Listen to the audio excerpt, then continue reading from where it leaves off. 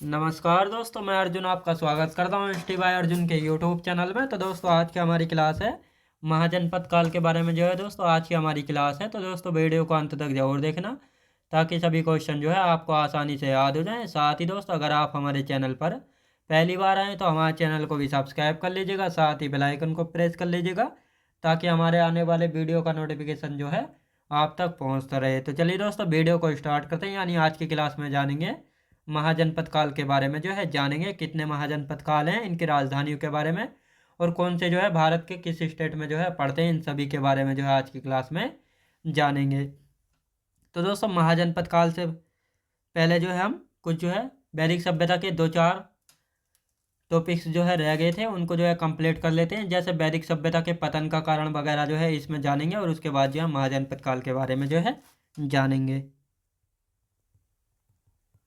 महाजनपद काल ये है आज का हमारा टॉपिक। याद रखें दोस्तों, आज के टॉपिक की यदि बात की जाए तो हमारा है महाजनपद काल।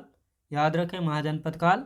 अब इससे दो चार पॉइंट्स बचे हैं, यानी वैदिक सभ्यता के पतन के कारण के बारे में जान लेते हैं और उत्तर वैदिक काल के जो है देवता कौन थे, इनकी गोत्र पोत्र और जाति व्यवस्था के बारे में देख लेते हैं और उसके बाद जो हम अपना टॉपिक जो है शुरू करेंगे आज का महाजनपद काल का।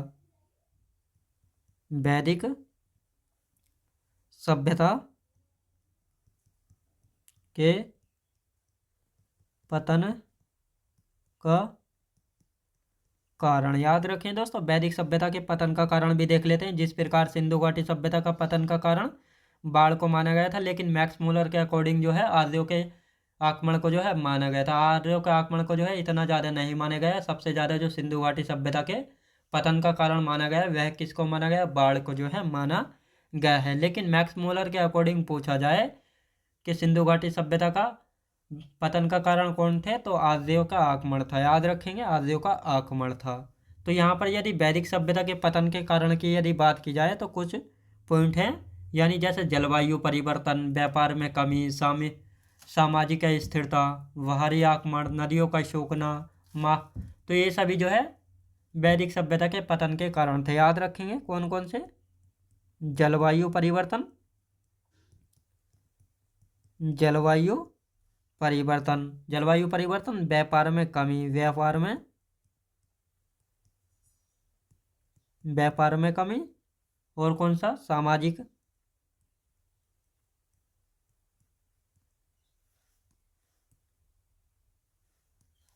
सामाजिक सामाजिक अस्थिरता, सामाजिक अस्थिरता, बाहरी आक्रमण, बाहरी आक्रमण, नदियों का सूखना, नदियों का सूखना। तो ये सभी कारण थे दोस्तों किसके, वैदिक सभ्यता के पतन के कारण। यानी जलवायु परिवर्तन का होना, व्यापार में जो है कमी होना, सामाजिक अस्थिरता, बाहरी आक्रमण होने, नदियों का सूखना। तो ये सभी कारण किसके हैं, वैदिक सभ्यता के पतन के कारण हैं। अब यहाँ से एक क्वेश्चन बनता है, मापतोल जो है यहाँ पर 16 के गुणांक में थी। याद रखें दोस्तों, यानी वैदिक सभ्यता में जो है मापतोल जो है कितने गुणांक में थी, तो 16 गुणांक में थी। याद रखेंगे, यानी मापतोल कितने गुणांक में थी, 16 के गुणांक में। याद रखेंगे दोस्तों, मापतोल 16 के गुणांक में थी। याद रखेंगे कहाँ पर थी, ये थी वैदिक सभ्यता में। याद रखें दोस्तों, वैदिक सभ्यता आप देखते हैं दोस्तों उत्तर वैदिक काल। यदि उत्तर वैदिक काल की बात की जाए तो यहाँ पर मुख्य देवता कौन थे, जैसे ऋग्वेदिक काल के जो है मुख्य देवता की यदि बात की जाए तो इंद्र थे, तो उसी प्रकार जो है उत्तर वैदिक काल की यदि बात की जाए तो इनके मुख्य देवता थे प्रजापति। और यहाँ पर जो है दोस्तों उत्तर वैदिक काल में जो है गोत्र शब्द की शुरुआत इसी समय हुई थी और जाति व्यवस्था जो है उत्तर वैदिक काल में जो है दोस्तों जन्म आधारित हो गई थी। लेकिन ऋग्वेदिक काल में या पूर्व वैदिक काल की यदि बात की जाए तो यहाँ पर जाति व्यवस्था जो है कर्म आधारित थी। लेकिन उत्तर वैदिक काल की यदि बात की जाए तो यहाँ पर जो है जन्म आधारित हो गई थी। याद रखेंगे, यहाँ पर जो है जन्म आधारित हो गई थी। और यह यहाँ के यदि समाज की बात की जाए तो यहाँ पर समाज कैसा था, पितृसत्तात्मक था। याद रखेंगे कैसा था दोस्तों, यहाँ पर समाज पितृसत्तात्मक था। उत्तर वैदिक काल उत्तर वैदिक काल।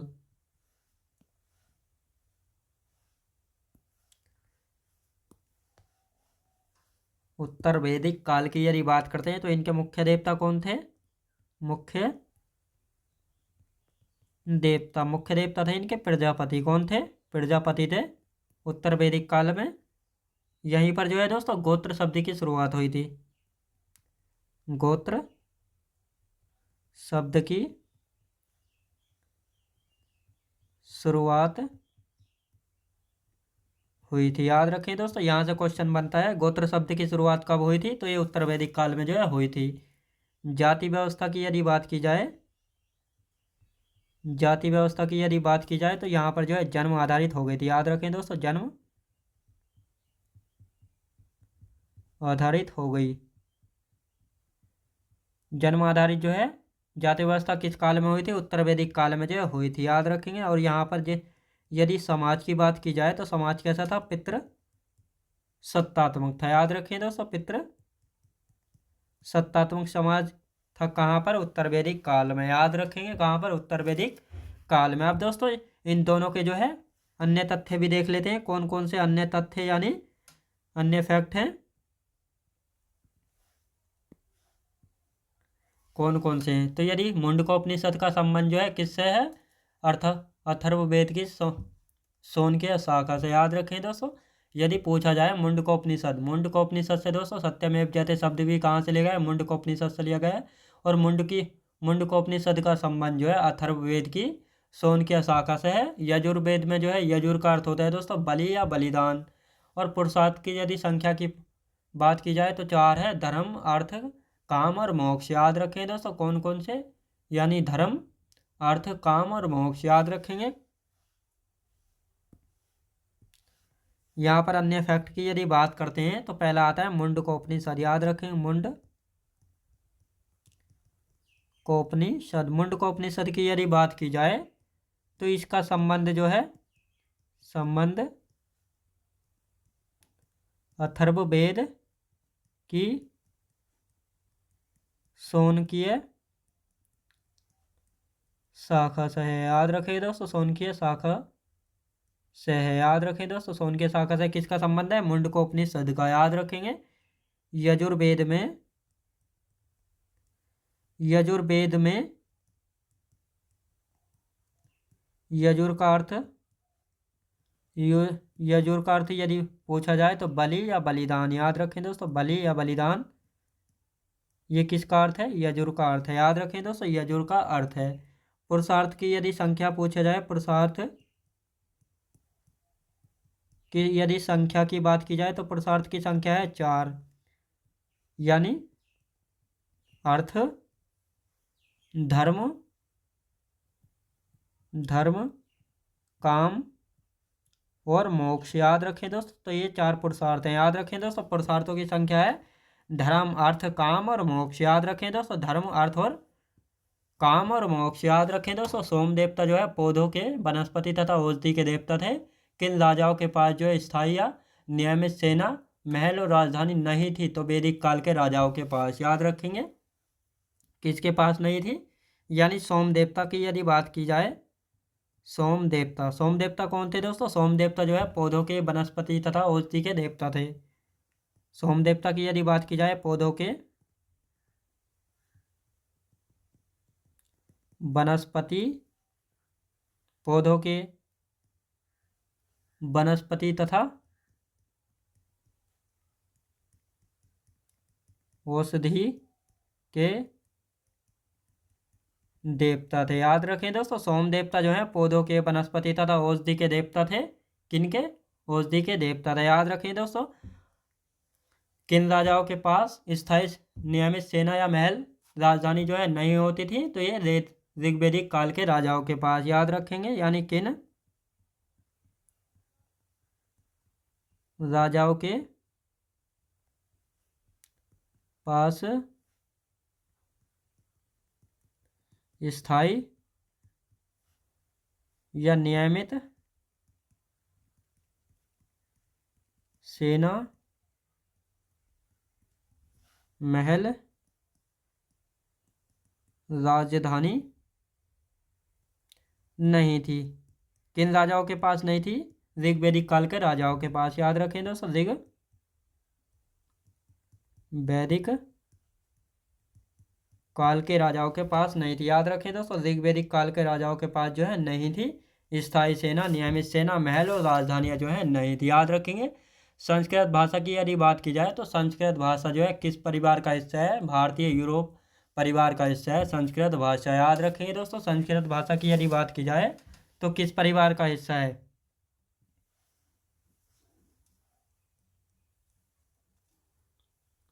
संस्कृत भाषा, संस्कृत भाषा जो है किस परिवार का हिस्सा है? संस्कृत भाषा की यदि बात की जाए तो किस परिवार का हिस्सा है?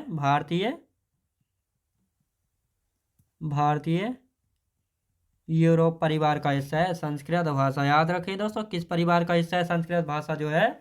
ये भारतीय यूरोप परिवार का हिस्सा है। और वैदिक काल में जो है बढ़ई को क्या कहते थे? याद रखेंगे। वैदिक काल में बढ़ई को क्या कहते थे? याद रखेंगे। यहाँ से क्वेश्चन बनता है कि वैदिक काल में जो है बढ़ई को क्या कहते थे? तक्षणा। याद रखें दोस्तों, तक्षणा कहते थे। याद रखें दोस्तों, तक्षणा जो है कहते थे। तो दोस्तों ये था हमारा वैदिक काल से संबंधित पॉइंट थे, यहाँ से जो है क्वेश्चन बनते हैं, इसलिए मैंने आपको कराए हैं। अब हमारा आज का टॉपिक जो है शुरू होता है महाजनपद काल। यदि महाजनपद काल की बात की जाए तो यह महाजनपद काल का समय जो है 600 BC से लेकर 400 BC तक जो है रहा था। और महाजनपद काल का निर्माण कैसे हुआ है? याद रखें तो इन सभी चीज़ों के बारे में जो है जानेंगे।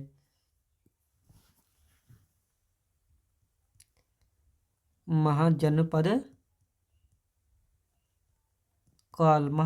काल, यदि महाजनपद काल की बात की जाए तो इनका निर्माण कैसे हुआ है? तो इनका निर्माण देख लेते हैं दोस्तों। यानी कुल कुल का अर्थ होता है दोस्तों परिवार। तो परिवार, बहुत सारे परिवार मिलकर बनाते हैं दोस्तों गांव, और बहुत सारे गांव मिलकर क्या बनाते हैं? विश्व बनाते हैं। क्या बनाते हैं? विश्व। बहुत सारे विश्व मिलाकर क्या बनता है? जन बनता है। बहुत सारे जन मिलकर क्या बनाते हैं? जनपद बनाते हैं। क्या? जनपद। और बहुत सारे जनपद मिलकर क्या बनाते हैं? महाजनपद। याद रखें दोस्तों, महाजनपद। तो इस प्रकार जो है महाजनपद का निर्माण हुआ है। यानी कुल से ग्राम बनता है, ग्राम से विश्व बनता है, विश्व से जन बनता है, जन से जो है जनपद, और जनपदों से जो है महाजनपद। तो इस प्रकार जो है महाजनपद का जो है निर्माण हुआ है। और महाजनपदों के बारे में जो है कुछ ग्रंथों से जानकारी मिलती है। यानी महाजनपद जो है इनके बारे में जो है कुछ ग्रंथ है जिनसे जो है जानकारी मिलती है। कौन कौन से ग्रंथ है जिनसे जो है जानकारी मिलती है? एक है दोस्तों अंगुत्तर निकाय, जो कि बौद्ध धर्म का एक ग्रंथ है। यहाँ से पता लगता है कि 16 महाजनपद थे। दूसरा ग्रंथ है दोस्तों भगवती सूत्र, जो कि जैन धर्म का ग्रंथ था। इससे भी पता लगता है कि 16 महाजनपद थे। और तीसरा है दोस्तों अष्टाध्यायी, जो कि पाणिनि की पुस्तक है। पाणिनि की पुस्तक है, इसमें बताया गया है कि 22 महाजनपद थे। लेकिन इस बात को जो है नहीं माना गया है। क्या? 22 महाजनपद थे। तो किनको माना गया? अंगुत्तर निकाय और भगवती सूत्र को जो है माना गया है कि महाजनपदों की संख्या जो है 16 थी। तो इस प्रकार यहाँ से पता लगता है कि महाजनपदों की संख्या कितनी थी? महाजनपदों की संख्या थी 16। याद रखेंगे। महाजनपद, महाजनपदों के बारे में कुछ ग्रंथों से जानकारी मिलती है। तो कौन कौन से ग्रंथ है जिनसे जो है जानकारी मिलती है? तो पहला है दोस्तों अंगुत्तर निकाय। अंगुत्तर निकाय ये जो है दोस्तों बौद्ध धर्म का ग्रंथ है। किसका है? बौद्ध धर्म का ग्रंथ है। इसमें बताया गया है कि 16 महाजनपद थे। याद रखें दोस्तों, 16 महाजनपद थे। ये किसमें बताया गया? अंगुत्तर निकाय में। दूसरा था भगवती सूत्र, भगवती सूत्र इसमें भी बताया गया है दोस्तों। ये जो है जैन धर्म का ग्रंथ था। याद रखें दोस्तों, जैन धर्म का ग्रंथ था भगवती सूत्र। इसमें भी क्या बताया गया? इसमें बताया गया कि 16 महाजनपद थे। याद रखेंगे दोस्तों, कितने महाजनपद थे? 16 महाजनपद थे। और तीसरा अष्टाध्यायी पुस्तकों में बताया गया है। याद रखें दोस्तों, अष्टाध्यायी पुस्तक में जो है बताया गया है। याद रखें दोस्तों, अष्टाध्यायी पुस्तक में जो है बताया गया है। अष्टाध्यायी पुस्तक में बताया गया है। याद रखिए दोस्तों कि इसमें जो है 22 महाजनपद थे, लेकिन इसको जो है नहीं माना गया कि 22 महाजनपद थे। इस बात को नहीं माना गया है। याद रखिए दोस्तों, इस बात को जो है नहीं माना गया कि 22 महाजनपद थे। इसके लेखक की यदि बात की जाए, अष्टाध्यायी के पाणिनि थे। याद रखिए दोस्तों, पाणिनि कौन थे? पाणिनि थे। याद रखेंगे तो इनकी पुस्तक से पता लगता है। यहाँ से क्वेश्चन पूछा जाता है कि पाणिनि की पुस्तक अष्टाध्यायी में जो है कितने महाजनपदों के बारे में बताया गया है, तो 22 महाजनपदों के बारे में जो है बताया गया है, लेकिन इस बात को जो है माना नहीं गया है। याद रखेंगे।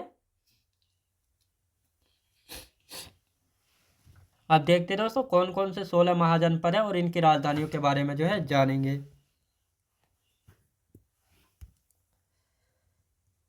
16 महाजनपद। याद रखें दोस्तों, 16 महाजनपद। यदि 16 महाजनपदों की बात की जाए तो इसमें से जो है दोस्तों 14 महाजनपद ऐसे थे जिनमें जो है राजतंत्र चलता था। अब राजतंत्र क्या होता है?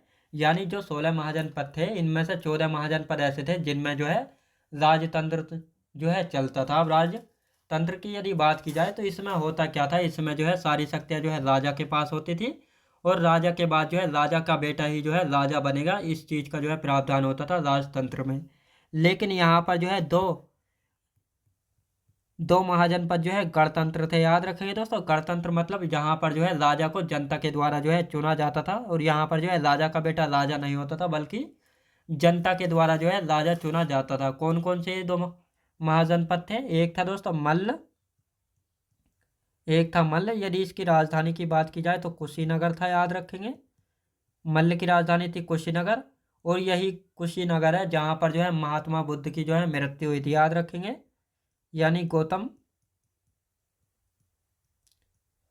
बुद्ध जी की जो है मृत्यु कहाँ पर हुई थी दोस्तों? इनकी मृत्यु हुई थी कुशीनगर में। और बौद्ध धर्म में इसको महापरिनिर्वाण जो है कहा जाता है। याद रखें दोस्तों, बौद्ध धर्म में जो है इसको महापरिनिर्वाण कहा जाता है मृत्यु को। याद रखेंगे। और यदि दूसरे की बात की जाए तो दूसरा कौन सा स्वतंत्र यानी गणतंत्र महाजनपद था? बज्जी था। याद रखेंगे, कौन सा था? बज्जी। याद रखेंगे, बज्जी।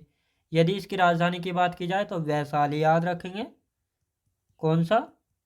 बज्जी की राजधानी थी वैशाली, और यही बज्जी है जो कि दुनिया का सबसे पहला गणतंत्र है। याद रखें दोस्तों, दुनिया का सबसे पहला गणतंत्र था। याद रखें दोस्तों, सबसे पहला गणतंत्र था जहाँ पर राजा को जो है जनता के द्वारा जो है चुना जाता था। यानी 16 महाजनपद थे, जिनमें से 14 महाजनपदों में जो है दोस्तों राजतंत्र था, और 2 महाजनपद ऐसे थे जहाँ पर जो है राजा जो है जनता के द्वारा चुना जाता था, यानी गणतंत्र महाजनपद थे। अब इनकी राजधानियों के बारे में देख लेते हैं और महाजनपदों के बारे में देखेंगे जो बाकी महाजनपद थे। महाजनपद और राजधानी। महाजनपद और राजधानी की यदि बात की जाए तो पहले नंबर पर आता है दोस्तों मगध। मगध दोस्तों, यदि मगध की बात की जाए तो मगध की राजधानी 3 थी। पहली थी राजगृह। याद रखेंगे, पहली मगध की राजधानी थी राजगृह, दूसरी थी गिरिब्रज। कौन सी थी? गिरिब्रज। याद रखें दोस्तों, गिरिब्रज। और तीसरी कौन सी थी? पाटलिपुत्र, जो कि वर्तमान समय में पटना के नाम से है बिहार में। याद रखेंगे, पाटलिपुत्र। और साथ ही दोस्तों मगध जो है, मगध महाजनपद जो है सबसे शक्तिशाली महाजनपद था। याद रखें दोस्तों, मगध जो है सबसे शक्तिशाली महाजनपद था। याद रखेंगे। और यदि दूसरे की यदि बात की जाए तो अंग महाजनपद, यह जो है सबसे पूर्वी था। याद रखें दोस्तों, सबसे पूर्वी महाजनपद कौन सा था? सबसे पूर्वी महाजनपद की यदि बात की जाए तो अंग महाजनपद था। कौन सा? अंग महाजनपद था। इसकी राजधानी कौन सी थी? इसकी राजधानी थी चंपा। याद रखें दोस्तों, चंपा जो कि मालिनी नदी किनारे थी। याद रखेंगे, मालिनी नदी के किनारे पर थी चंपा, जो कि अंग महाजनपद की जो है राजधानी थी। याद रखेंगे, किसकी? अंग महाजनपद की जो है राजधानी थी। याद रखेंगे। अब यहाँ पर नोट करके लिख लेंगे दोस्तों, यहाँ पर जो है नोट करके लिख लेंगे मगध से पहले जो है सबसे शक्तिशाली महाजनपद कौन सा था, याद रखेंगे। मगध, मगध से पहले सबसे शक्तिशाली महाजनपद कौन था, तो काशी था। याद रखें दोस्तों, कौन सा था, काशी। याद रखेंगे, काशी जो है मगध से पहले सबसे शक्तिशाली महाजनपद था, याद रखेंगे। और मगध गंगा और सोन नदियों के से घिरा हुआ था, और गंगा के दक्षिण भाग को जो है मगध कहा जाता था। याद रखें दोस्तों, यदि मगध की बात की जाए तो मगध जो है गंगा और सोन नदियों से घिरा हुआ था, और गंगा के दक्षिण का जो भाग था उसको जो है मगध जो है कहा जाता है। याद रखें दोस्तों, मगध जो है कहा जाता है। मगध गंगा और सोन नदियों के बीच घिरा हुआ था। याद रखें दोस्तों, बीच घिरा हुआ था। गंगा के दक्षिण भाग को मगध कहा गया है। याद रखें दोस्तों, गंगा के दक्षिण भाग को जो है मगध जो है कहा गया है। याद रखेंगे। अब तीसरे महाजनपद की यदि बात की जाए तो तीसरा महाजनपद कौन सा था, कौशल। कौन सा था दोस्तों, कौशल। याद रखेंगे, कौशल। यदि राजधानी की बात की जाए तो श्रावस्ती इसकी राजधानी थी। याद रखें दोस्तों, श्रावस्ती जो है इसकी राजधानी थी। यदि चौथे नंबर की यदि बात की जाए तो अवंती। याद रखें दोस्तों, अवंती जो है, अवंती भी एक महाजनपद था। इसकी राजधानी कौन सी थी, इसकी दो राजधानियां थी अवंती की, उज्जैन और महिष्मती। याद रखेंगे, उज्जैन और महिष्मती। याद रखेंगे, महिष्मती। तो इसकी ये दो राजधानियां थी। याद रखें दोस्तों, दो राजधानियां थी अवंती की। कौन कौन सी हैं, एक थी उज्जैन और दूसरी थी महिष्मती। याद रखेंगे। गांधार, गांधार की यदि बात की जाए तो गांधार जो है वर्तमान समय में दोस्तों भारत की सीमा से बाहर है। वर्तमान समय की यदि बात कर रहे हैं तो गांधार जो है एक ऐसा महाजनपद है जो कि भारत की सीमा से बाहर है। राजधानी की यदि बात की जाए तो तक्षशिला। याद रखेंगे, तक्षशिला यहाँ की राजधानी है। याद रखें दोस्तों, तक्षशिला जो है यहाँ की राजधानी है। यदि काशी की बात की जाए तो काशी की कौन सी राजधानी है दोस्तों, काशी की राजधानी की यदि बात की जाए वाराणसी। याद रखेंगे, वाराणसी जो है दोस्तों काशी की राजधानी है, वाराणसी। याद रखेंगे। पांचाल जो है दोस्तों गंगा को दो भागों में बांटता था। याद रखें दोस्तों, पांचाल जो है यह जो है गंगा को दो भागों में बांटता था। याद रखेंगे, पांचाल गंगा को दो भागों में जो है बांटता था। याद रखेंगे, गंगा को दो भागों में जो है बांटता था। पांचाल की राजधानी की यदि बात की जाए तो इसकी दो राजधानियां थी, अहिच्छत्र, अहिच्छत्र और दूसरी थी दोस्तों कामपिल्ले। याद रखेंगे, कामपिल्ले। तो ये दो राजधानियां थी, किसकी थी ये दो राजधानियां, पांचाल की थी। और आठवें है दोस्तों बज्जी। बज्जी की तो आपको राजधानी का पता होगा ही दोस्तों, वैशाली। याद रखें दोस्तों, वैशाली जो कि दुनिया का सबसे पहला गणतंत्र था। याद रखेंगे। और इसी वैशाली से जो है आम्रपाली का संबंध है। याद रखें दोस्तों, आम्रपाली का संबंध है। आम्रपाली का संबंध दोस्तों, आम्रपाली जो है एक बहुत ही ज़्यादा सुंदर महिला थी। इतनी सुंदर थी कि इसकी सुंदरता ही जो है इसके लिए एक विनाश का कारण जो है बनी थी। कहा जाता है कि वैशाली के लिए जो है, वैशाली आम्रपाली के लिए जो है दोस्तों, आम्रपाली की बात हो रही है यहाँ पर। आम्रपाली के लिए जो है वैशाली का हर पुरुष जो है इससे शादी करना चाहता था, इसलिए जो है यहाँ पर युद्ध होते थे। और यहाँ पर जो है एक शर्त रखी गई थी, अगर कोई भी आम्रपाली से शादी करता है तो उसको जो है मरना पड़ेगा। तो इसी को देखते हुए जो है इसको, यानी आम्रपाली को जो है यहाँ की नगर वधू बनाया गया था। यानी ये जो है सभी की बहू है, तो इसी प्रकार जो इसको नगर वधू जो है बनाया गया था। और आम्रपाली को जो है एक वेश्या का जीवन जो है व्यतीत करना पड़ा था। याद रखिए दोस्तों, यहाँ पर जो है इसकी सुंदरता ही जो है इसके विनाश का कारण जो है बनी थी। तो इसी आम्रपाली का संबंध किससे है, वैशाली से है, जो कि बज्जी की राजधानी है। याद रखेंगे। तो ये था आम्रपाली के बारे में। याद रखेंगे दोस्तों, ये था आम्रपाली के बारे में। यदि कंबोज की बात करते हैं दोस्तों, कंबोज जो है, कंबोज और गांधार जो है वर्तमान समय में भारत की सीमा से बाहर है। याद रखेंगे। राजधानी कौन सी है, हाटक। या राजापुर, याद रखें दोस्तों, हाटक या राजापुर। यहाँ घोड़ों के लिए प्रसिद्ध था दोस्तों, हाटक जो है घोड़ों के लिए प्रसिद्ध थी। हाटक घोड़ों के लिए प्रसिद्ध थी। हाटक जो है दोस्तों घोड़ों के लिए जो है प्रसिद्ध था, याद रखिए दोस्तों, हाटक घोड़ों के लिए जो है प्रसिद्ध था, याद रखेंगे। अस्मक की यदि बात की जाए, अस्मक की राजधानी की यदि बात की जाए तो अस्मक की राजधानी क्या है दोस्तों? अस्मक की राजधानी है प्रतिष्ठान, याद रखें दोस्तों, प्रतिष्ठान, प्रतिष्ठान या पेठन, याद रखें दोस्तों, दोनों में से कोई सा भी पूछा जा सकता है, प्रतिष्ठान या पेठन। तो ये जो है अस्मक की राजधानी थी। यदि मल्ल की राजधानी की बात की जाए तो मल्ल की राजधानी क्या थी? मल्ल की राजधानी है दोस्तों कुशीनगर, याद रखें दोस्तों, कुशीनगर किसकी राजधानी है? मल्ल की राजधानी है कुशीनगर। यदि सूरसेन की बात की जाए, सूरसेन दोस्तों, सूरसेन की राजधानी क्या थी? मथुरा, याद रखें दोस्तों, मथुरा जो है सूरसेन की राजधानी थी। मथुरा दोस्तों सूरसेन की जो है राजधानी थी। और मत्स्य, याद रखें दोस्तों, मत्स्य की राजधानी की यदि बात की जाए तो मत्स्य की राजधानी थी विराटनगर, याद रखेंगे, विराटनगर किसकी राजधानी थी? मत्स्य की राजधानी थी।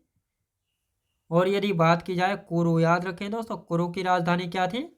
इंद्रप्रस्थ, याद रखें दोस्तों, इंद्रप्रस्थ जो है कुरु की राजधानी थी। और वर्तमान समय में दिल्ली में पड़ता है इंद्रप्रस्थ, याद रखेंगे दोस्तों, कहाँ पर? दिल्ली में, याद रखेंगे। वत्स की यदि राजधानी की बात की जाए, वत्स की राजधानी क्या थी दोस्तों? कौशाम्बी, याद रखेंगे,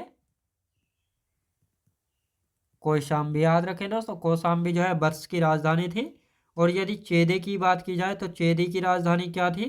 चेदी की राजधानी थी शक्तिमती, याद रखें दोस्तों, शक्तिमती जो है चेदी की राजधानी थी, याद रखें दोस्तों। ये 16 महाजनपद हैं और इनकी राजधानियाँ, इनसे जो है अधिकतर क्वेश्चन जो है बनते हैं।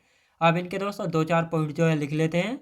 मगध का सर्वप्रथम उल्लेख कहाँ पर मिलता है? तो अथर्ववेद में मिलता है, याद रखेंगे। मगध का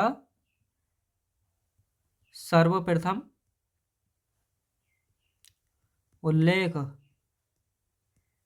कहाँ मिलता है? अथर्ववेद में, याद रखें दोस्तों, मगध का जो है सर्वप्रथम उल्लेख कहाँ मिलता है?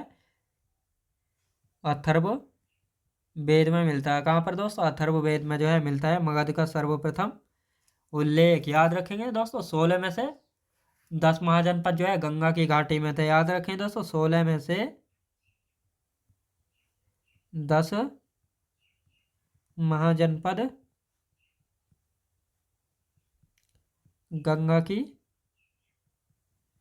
घाटी में थे, याद रखें दोस्तों, 16 में से 10 महाजनपद ऐसे थे जो कि गंगा की घाटी में थे, याद रखें दोस्तों। 16 में से 8 महाजनपद उत्तर प्रदेश में थे, याद रखें दोस्तों, उत्तर प्रदेश में थे, याद रखें दोस्तों। कहाँ पर थे? उत्तर प्रदेश में से थे 8 महाजनपद। और कुल महाजनपद कितने थे? 16, यानी 16 में से 10 महाजनपद गंगा की घाटी में थे, 16 में से 8 महाजनपद जो है उत्तर प्रदेश में थे, याद रखें दोस्तों, उत्तर प्रदेश में थे। कौन कौन से महाजनपद है जो कि यूपी में थे? तो यार ये बात करते हैं कोरो, कोरो था, पांचाल, कौन सा दोस्तों? पांचाल। और कौन सा था दोस्तों? सूरसेन, सूरसेन, याद रखें दोस्तों, सूरसेन। वत्स था, याद रखें दोस्तों, वत्स। और कौन सा था? कौशल, कौन सा था? कौशल था। और कौन सा था दोस्तों? मल्ल, मल्ल। और कौन सा था दोस्तों? काशी था, काशी। और कौन सा था? चेदी, याद रखें दोस्तों। ये 8 महाजनपद जो है कहाँ पर थे? यूपी में थे, याद रखें दोस्तों, कहाँ पर थे? यूपी में थे।